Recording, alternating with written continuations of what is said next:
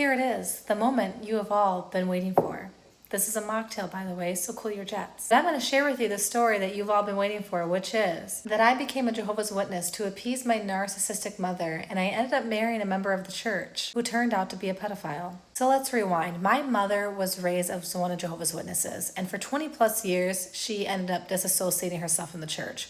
Well, she came back around the time I was 17 years old, and to be honest with you, at the time, I saw some big changes in her. So I decided to give this faith a new look. And while doing so, she would make these phrases and statements like, none of my children have come to love Jehovah, and it would really make me happy if one of you guys just came to love Jehovah. And so part of me was kind of like, at the time, geez, I might be able to really win over her favor in my mom's eyes if I became a Jehovah's Witness.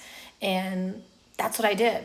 So for a year, I studied the Bible. I studied multiple types of Bibles, to be honest with you, at the time. And at that time, with the knowledge that I had as young as I was, I found that Jehovah's Witnesses were closely practicing the Bible.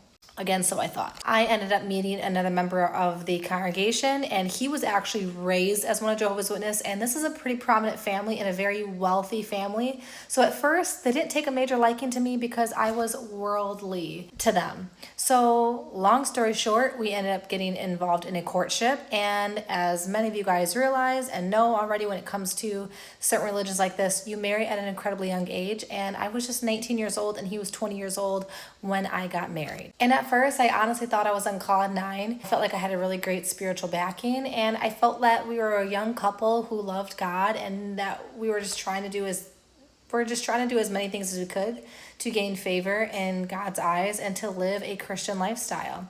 That's what I thought at the time. But here's the thing, you guys. I had feelings not only through our courtship, but also in the beginning part of our marriage, and I consistently ignored them because part of my upbringing forced me to believe that my thoughts and feelings simply could not be trusted because I was constantly shamed and blamed when I was a kid. So I started thinking to myself, I cannot be listening to these things. This is just Satan put these thoughts in my head about my own husband. I couldn't have been further from the truth, you guys. And pretty soon I would be fighting for my life with the spiritual attack I had gone through by being married to that man. And let me tell you, the revelation of finding out what he was involved in came in the most craziest ways.